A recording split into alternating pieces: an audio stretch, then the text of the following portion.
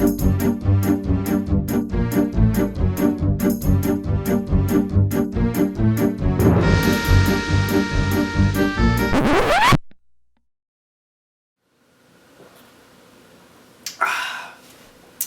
everyone. Joe here. And Nikki. I know that you don't usually see a whole lot of me or this little dude, Brewer's little helper here, yeah. But we are intervening today because, as some of you hopefully already know, Joe and I own and operate our own homebrew supply shop. DIYhomebrewsupply.com. Shameless plug. That wasn't intended, but we, for the most part, have amazing shoppers. Every once in a while, though, we'll have somebody that comes in and is surprised to see a female running a homebrew store. They usually get over it pretty fast, and then every once in a while, we'll have somebody in who doesn't believe that girls can even brew. And we had one such person in this week after telling me that I needed to have a sex change to even think about becoming a brewmaster. I decided I needed to get in on some of the YouTube action just to prove that girls, power to ya, can be brewers just as much as the next guy. So yeah, girls can brew, guys can make awesome wine, girls can make awesome wine. I personally don't see why there is sort of that separation of sexes when it comes to alcohol production. I mean, it's kind of traditional, you know, you think of a beer brewer as a burly guy with a big beard who's like making all this, you know, booze and stuff, but, you know, who's to say a female can't make an awesome beer? In fact, just look at some of the bigger craft breweries out there and you'll be surprised how many are actually female owned or have a female brewmaster. So we are here to dispel that myth today. Nikki's put together a pretty damn tasty looking recipe, if I do say so myself. We are actually going to probably be having this kit, you know, as long as everything turns out good, available in the store. And yeah, it's going to be awesome. I'll let you talk about it a little bit. So it's going to be a cherry chocolate stout named Chocolate Cherry Drink and Be Merry. Why not? It's the season. So it's still winter out there. Exactly. Tomorrow high of 6. So without further ado, I say let's get brewing. Alright, so our first step is going to be to get all of our awesome looking grains into a muslin bag. We're going to then take the muslin bag, we're going to put it in our water, which we've already brought up to about 150 to 155 degrees. So let's go. We are up to 154 degrees, so we're gonna go ahead and put our grain bag in there. We want to stir it around a little bit just to make sure all of our grains get wet. Really give it a good prod there. And then we're gonna let this sit for about 30 minutes.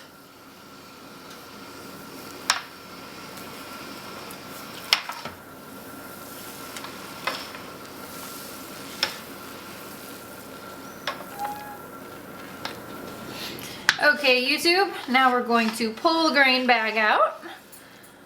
We're gonna let it drip out, get all the good stuff, and then we are going to start our boil.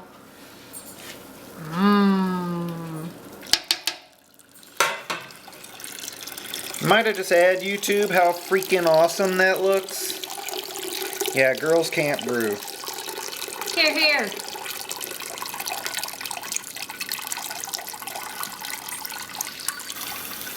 Alright, now we're going to bring our wort up to a boil. We've got it on our propane burner out in the garage, so it shouldn't take more than a couple minutes. And then after that, we're going to add our first can of malt extract. We haven't added any of our malt extract yet, but we are experiencing a hot break. So we're going to let that cool down a bit.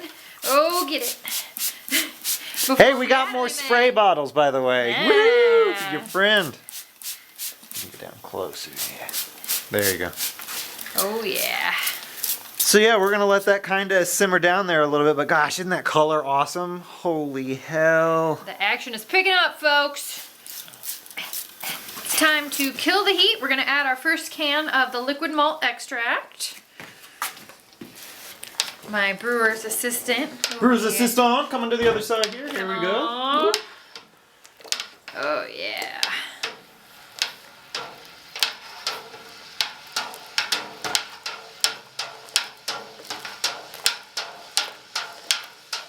Yummy.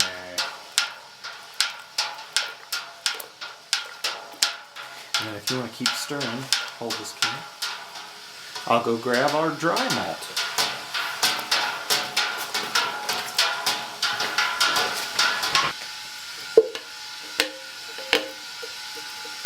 So now we're going to add a pound of dry malt extract. Extra light.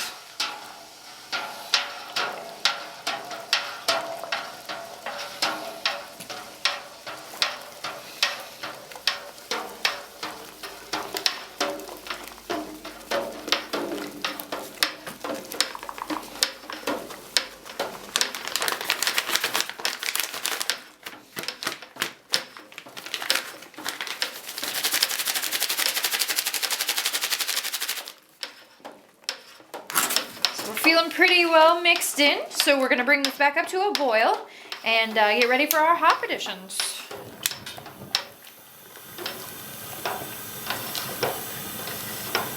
She's a beauty.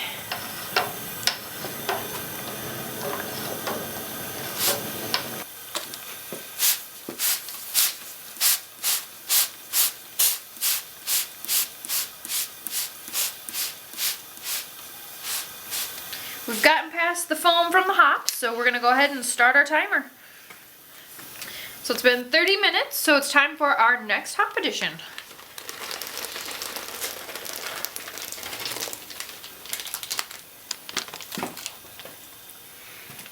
This one is going to add some good flavor. We're going with an ounce of US Mount Hood. And this one's not foaming too bad. Cool. It's been 50 minutes. We're gonna add our second can of liquid malt extract. We're gonna kill our heat. There we go. And after that, we're gonna bring it back up to a boil. We've got one more pound of dry malt extract that's gonna go in before we do bring that back up to a boil.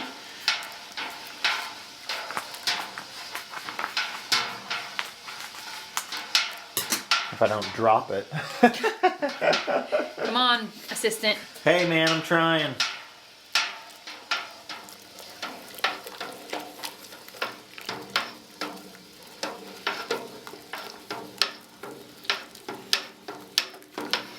Sound good.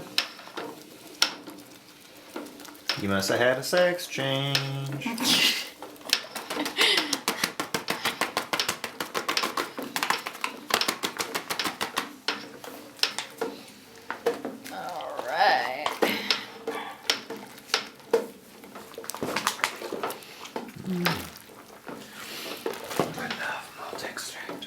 Okay, we're gonna scrape this out. Yep.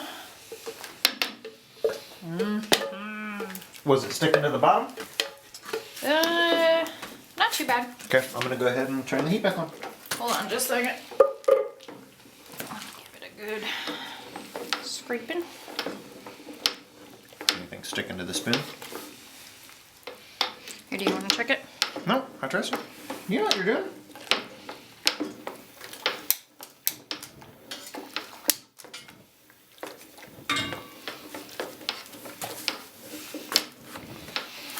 So we're going to let this come back up to a boil, go through its sort of hop break again, and then add some more hops, yeah? Yeah. The last one, right? Yep, one more ounce. Cool. So we've been battling some pretty spectacular foam on this one. For any new brewers that are watching this video, that is why having a big enough pot is really important. The pot may seem way too big when all you have in it is just some water, but once you get a good 4 inches of foam on there, it's going to start to seem pretty small. So definitely make sure you have a big enough pot. Ours is about 5 gallon to 20 quart, so. Okay, we are going to do our last hop addition. We got another ounce of Mount Hood here. This is going to give us our aroma. So here we go.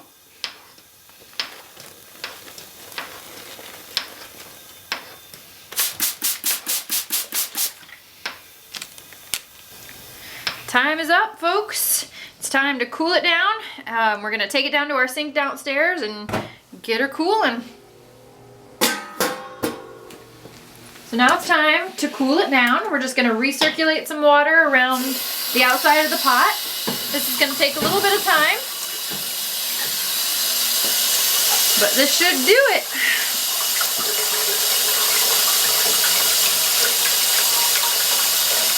All right, YouTube, we have officially cooled down our wort. So we are going to move it into our bucket and top it off with water. We reached about 72 degrees. We are going to be adding cool water, so that's going to bring us to our desired temperature.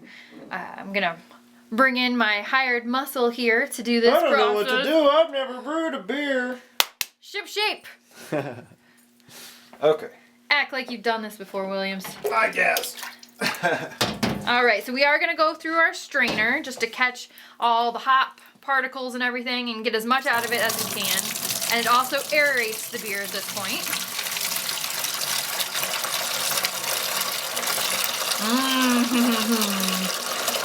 It's like chocolate milk for grown-ups.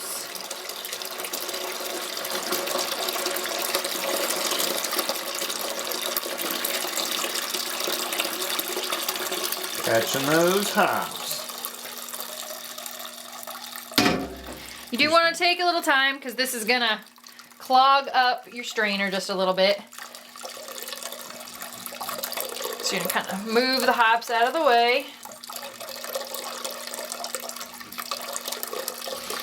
You can also use like muslin bags or the nylon hop bags. I've never used them. I've used them once and it seemed to work out pretty well, but for the most part I just use my strainer. My strainer. My strainer.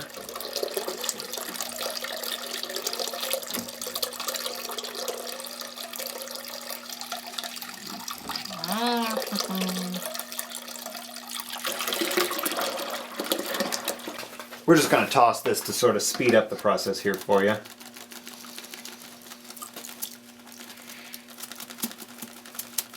Like that. That is truly foul.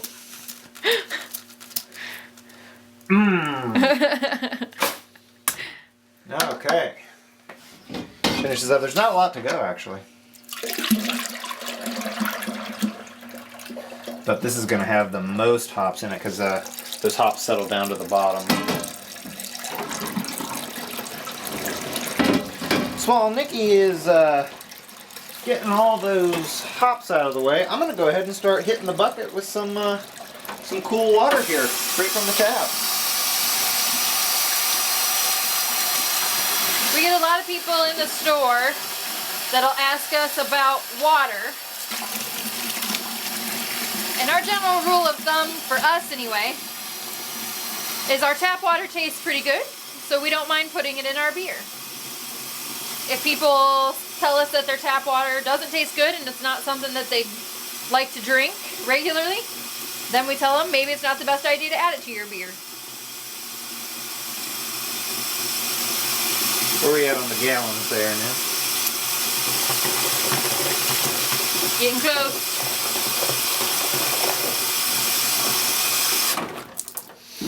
Okay. Shit. Oh, what's funny is you see that, and that's only, 2 of those giant patties. Only 3 ounces of hops. So when you see some of those recipes online, that are like, like a clone of a beer, and it's got, like 6 ounces of hops in 5 gallons, or 9 ounces of hops. I don't know. I think that'd be a mess. This is gonna really patty it up. Okay, where's the scale here? Oh, there it is. Okay, yep, we're almost there.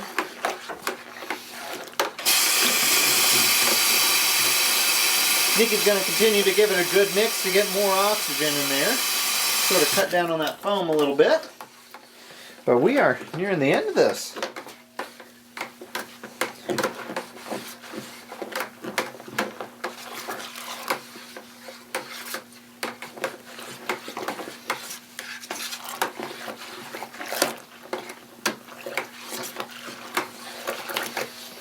Let's see here. I'm looking at the shadow, and we're sitting like right at about like 5 1/4 gallons or so. So I think we're good to go.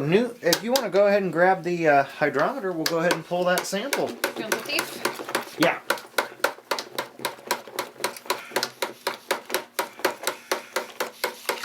My patented method for trying to knock out some of that foam.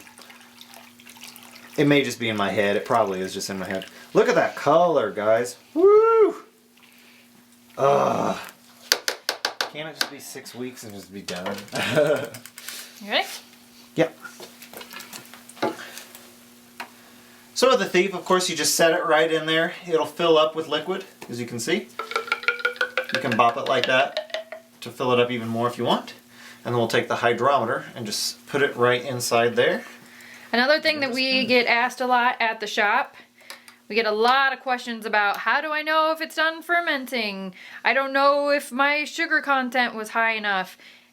Always take your hydrometer readings. Joe's next tattoo is going to be, did you take a hydrometer reading? Right. So always get that first hydrometer reading before you pitch your yeast, because after that, there's no real good way to know. So just trying to knock out a little bit of that foam inside there. It's making it a little tricky to read on this one. But we are sitting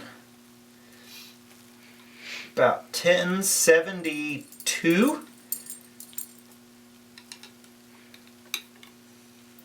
another good trick for using your thief and your hydrometer, spin it. A lot of times people will say, well, the thief didn't work, the hydrometer stuck to the side. See, you spin it like that, and it just kind of floats right in the center. Yep, and it's always worked great for me. He even will spin it as he drops it in, as you guys probably saw. Yep. It just helps kind of break that away from the sides. So. It also helps keep bubbles from building up on the hydrometer. Yep, we're sitting at 1072, which is pretty much what Beersmith said we'd be at. So you notice with the hydrometer and the thief having been sanitized, return that sample, ferment that delicious beverage. If I can ever get it to work. Okay, so Nikki's going to go ahead and add our yeast now. Just that simple. We're going with SO4 by Fermentus. Awesome English strain. I'm just rinsing stuff off so that way it doesn't get all sticky. We're opting to go with the dry yeast on this one, mainly just because they always work great. And I just splashed a heck of a lot of water right on my crotch. It looks like I pissed myself. This is great. Joe's really lucky we have cement floors in this house and a big, huge drain. Okay. So go ahead and add that in there. Alright, yeasty beasties, do your thing. And let's see. Temperature is actually sitting at 64. So it's a little bit cool. Should work out just fine for our purposes. Can you actually grab a paper towel there? I'm just going to tidy up. You see right there some of the stuff that got on there? You know, clean paper towel. We're not putting it in the bucket. Just so that way we don't end up possibly making any air gaps because of like crystallized sugars. Try to help with the seal a little bit. There you go. Thank you. No problem. And so yeah, so now it's really just a matter of popping the lid on here.